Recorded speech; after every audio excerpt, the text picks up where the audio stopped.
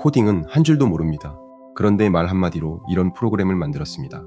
보시는 것처럼 네이버 주식 종목 토론방을 읽어서 지금 이 종목 분위기가 들떠있는지 불안한지를 한눈에 보여주죠. 오늘 진짜 중요한 건 코딩 실력이 아닙니다. 만들고 싶은 결과를 머릿속에 얼마나 또렷하게 그리느냐, 그 상상의 해상도입니다.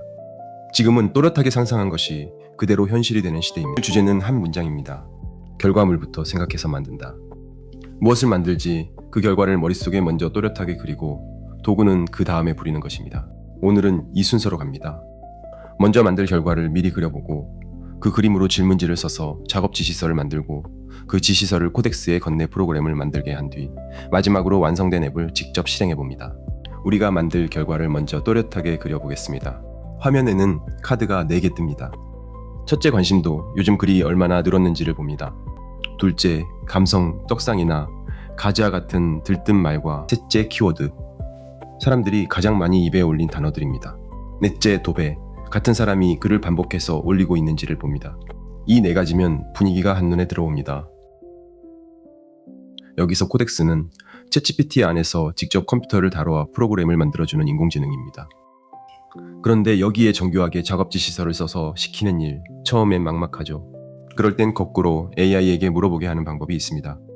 나는 코딩을 모르니 나에게 하나씩 질문해서 그 답으로 작업 지시서를 만들어줘. 누가 쓰는지, 처음 화면에 뭐가 보일지, 어떤 버튼을 누를지 그 질문에 답하는 것만으로 충분합니다. 여기에 한 가지를 더하면 좋습니다. 원하는 결과, 화면을 미리 그림으로 그려서 함께 건네는 것입니다. 그럼 이 그림은 어떻게 만들까요? 2가지 방법이 있습니다. 하나는 코덱스나 챗GPT에게 내가 원하는 화면을 그림으로 만들어 달라고 먼저 부탁하는 것입니다. 다른 하나는 따라 만들고 싶은 프로그램이 있다면 그 화면을 그대로 캡처해서 이미지로 저장하는 겁니다. 오늘은 제가 미리 만들어둔 이 분석 화면을 참고 이미지로 함께 넣어서 이렇게 만들어 달라고 할 것입니다. 그림 만드는 자세한 방법은 어려우실 수 있으니 설명란에 따로 정리해 두겠습니다. 보시는 것처럼 화면 그림 한 장을 같이 주면 말로 다 설명하기 어려운 모양까지 코덱스가 정확히 알아듣고 그대로 만들어줍니다. 이렇게 부탁해두면 복잡해 보이는 작업 지시서도 결국 이 질문들과 그림 한 장에서 나온 겁니다. 오늘 쓸 지시서도 이렇게 만들었습니다. 이제 그렇게 완성한 작업 지시서를 코덱스에 그대로 붙여넣습니다. 그러면 코덱스가 직접 코드를 씁니다. 네이버 글은 한글이 깨지기 쉬운데 그것까지 알아서 처리하고 마지막엔 테스트를 돌려 초록색 통과를 보여주죠. 우리가 그린 결과가 진짜 그대로 동작하는지 확인하는 겁니다.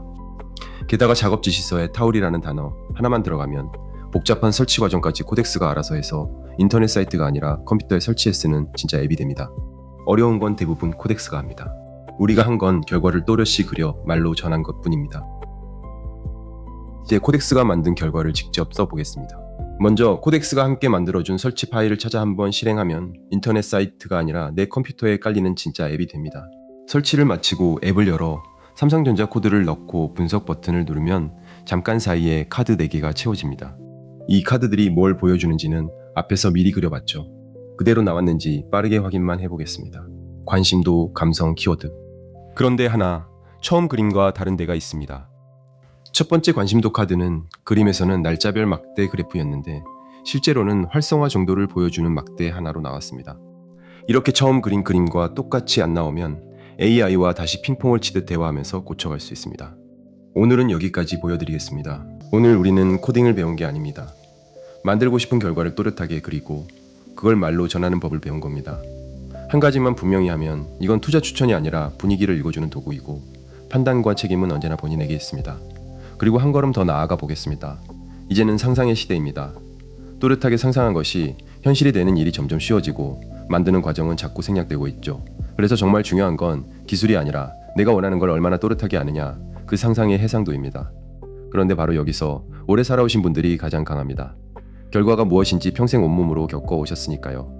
이제 그 결과를 불러내는 법, 마치 요술램프를 문지르듯 원하는 것을 또렷이 청하는 법만 익히시면 누구보다 훌륭한 것을 만들어내실 수 있습니다.